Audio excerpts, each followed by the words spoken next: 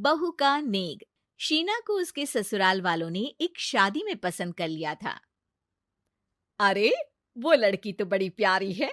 मेरे बेटे अमन के लिए बात चलाओ ना। बस फिर क्या था, किसी रिश्तेदार के दखल से दोनों की शादी हो जाती है। लेकिन शीना की सास पारुल और उसकी देवरानी आसपास ही रहते थे। शादी के बाद शीना कहती है, सुनिए जी, ये चौका छूने की क्या रस्म होती है, जानते हैं क्या आप? अरे नहीं यार। हाँ, पर मम्मी को चाची से बोलते सुना था कि आज तुमको किचन की जिम्मेदारी देंगे, तो वो लोग आ रहे हैं खाना खाने हमारे घर। हे भगवान, ये कैसी रस्म है? साड़ी पहनकर किचन में खाना बनाना, ये तो कंप्यूटर की कोड को डिकोड करने से भी ज्यादा मुश्किल काम है। अरे चिंता क्यों करती हो, माँ है ना, सब संभाल लेंगी। वो बहुत समझदार है। शीना को भी पति की बात ठीक लगती है। वहीं घर पर शीना की चाची सास, ससुर और उनकी बहू खाने पर पहुंचते हैं। शीना की चाची सास उसकी सास से कहती है, अरे कहाँ है दीदी, आप अभी भी किचन में हैं क्या? रस्म बहू की है या आपकी? चाची की बहू कहती है, और हमारी चौका छूने की रस्म थी तो हम तो सुबह 4 बजे ही किचन में पहुंच गए थे। अरे तेरी ताई ने सर पर चढ़ा रखा है बहू को। शीना सबकी बात सुने बगैर सामने आती है। अरे आज तो तेरी चौका छूने की रस्म थी ना, तुम ही देर से आई हो। वो चाची, मुझे ना साड़ी बांधने में देर हो गई। तो वक्त से उठा करो ना, पता है जब नई शादी है, रस्में होनी है, तो फिर थोड़ा कम आराम कर लोगी तो कुछ घट नहीं जाएगा। शीना की सास को बहुत बुरा लगता है कि चाची उसकी बहू से ऐसे बात कर रही है। अरे शीना, चलो किचन में, मैं तुम्हें समझा देती हूँ कि कैसे क्या करना है। देखो, मैंने सब बनाकर यहाँ रख दिया है। तुम्हें सिर्फ हलवा बनाना है। उसकी भी पूरी तैयारी कर दी है बेटा। बस किशमिश डालकर हलवा में मिलाकर लेकर आ जाना। बस फिर क्या था, एक एक कर शीना सारा खाना टेबल पर लगा देती है। अरे बहू ने इतना सब बना दिया, वाह जी वाह। तभी शीना बोल देती है, नहीं नहीं चाची, ये सब तो माँ ने बनाया है, मैंने तो सिर्फ इसे टेबल पर लगाया है। वो साड़ी पहनकर काम करना अभी थोड़ा मुश्किल होगा ना। चाची सास तो सुनकर मानो बिफर ही जाती है। ये क्या बात हुई दीदी, मैं जब शादी कर कर आई थी तो आप बड़ी थी, पर किचन में ना आप आई और ना माँ जी। हाँ, क्योंकि उस वक्त मैं बहू थी और मुझे सास के हिसाब से काम करना था। लेकिन अब मैं सास हूं तो मैं बहू को वैसे ही बनाऊंगी ना, जैसा कभी मैं बनना चाहती थी। खैर, चाची सास खाना खाकर वहां से चली जाती है। कुछ दिनों बाद, अरे शीना, ये क्या पहन रखा है? हे भगवान, इस परिवार में क्या हो रहा है? अरे क्या हुआ छोटी, इतना क्यों चिल्ला रही हो? इसने पहना क्या है? अरे दीदी, क्यों इतनी छूट दे रही हो? शीना, जो कि सलवार सूट पहने खड़ी थी, चाची के गुस्से को देखते ही अंदर चली जाती है। देख छोटी, हम दोनों को आज की बहुओं से तुलना नहीं करनी चाहिए। वो दौर अलग था, आज का वक्त अलग है। देखिए दीदी, ये तो परंपरा है, हमारी सास ने हमें दी और आगे हमें अपनी बहुओं को देना है। ये क्या लगा रखा है आपने? आप तो पूरी संस्कृति ही खराब कर रही हैं।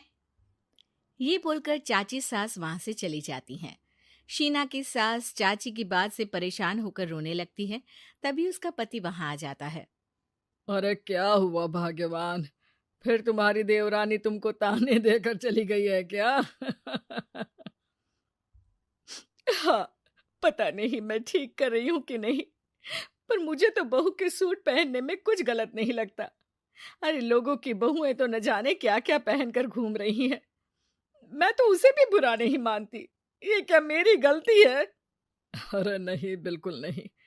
अपने किए फैसले का सम्मान करो। ठीक है सब। कुछ दिन निकल जाते हैं।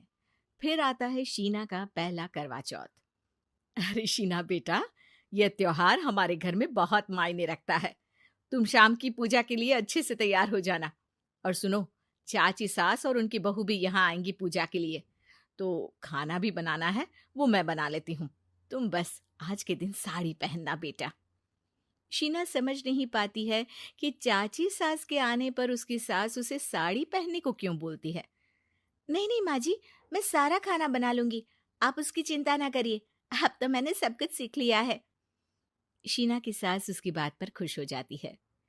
छोटी को पता न चले कि मेरी बहू घर में सूट पहनती है, तो मैंने आज साड़ी पहनने को बोल दिया। क्यों लोगों को बिना वजह बात बनाने का मौका दें। शाम को सब पूजा पाठ करके बैठे होते हैं कि चाची सास की बहू चाची सास से कहती है, माँ जी, आज के दिन तो आप लोगों के घर बहुओं को नेक दिया जाता है ना। हाँ हाँ बहू, बोलना, तुझे तेरी सास से क्या चाहिए। हाँ शीना बेटा, तू भी बता दे कि तुझे क्या चाहिए। मम्मी जी, मुझे ना आपका वो रानी हार चाहिए जो आपने अभी पहना है। चाची सास थोड़ा हिचकिचाते हुए कहती है, हाँ हाँ हाँ, ले लेना, सब तेरा ही तो है। तुझे कौन सा हार चाहिए बहू? माँ जी, मुझे नेक में आपसे परमिशन चाहिए कि आप मुझे नौकरी की इजाजत दें। आप तो जानती हैं कि मैं और ये एक ही कॉलेज में एक ही क्लास में साथ में थे, लेकिन आज वो कहाँ है और मैं कहाँ। वाह जी वाह, ये भी सुनना बाकी रह गया था। इस खानदान की बहू नौकरी करने बाहर जाएगी। और मैं भी तो इंटर पास हूँ, पूरे सेकंड डिवीजन, लेकिन कभी मजाल है कि नौकरी की बात की हो। पर दीदी, मैंने एमबीए किया है, वो भी बड़े संस्थान से। तभी शीना का पति और ससुर भी वहां आ जाते हैं। देखो बेटा, मैं वही सोच रहा था कि तुम नौकरी करने के लिए क्यों नहीं बोल रही हो। मुझे लगा शायद तुम नौकरी करना नहीं चाहती हो। नहीं पापा, वो तो हमेशा से ही कुछ नाम कमाना चाहती है। अपने माता पिता को भी इसने कहा था कि वो आप लोगों को अपनी तरह से समझ लेगी। सास को शांत दिखकर शीना कहती है, मम्मी जी, मैं वादा करती हूँ, घर का सारा काम करके ही ऑफिस जाऊंगी। खाना पीना किसी भी चीज के लिए घर वालों को परेशानी नहीं होने दूंगी। वक्त से पहले उठूंगी और काम वाली को भी हटवा दूंगी। शीना की बात सुनकर सास हंस पड़ती है। अरे शीना, ये ज्यादा हो गया हाँ। बिल्कुल काम करो बेटा, पढ़ी लिखी हो, नौकरी में अच्छा कर सकती हो।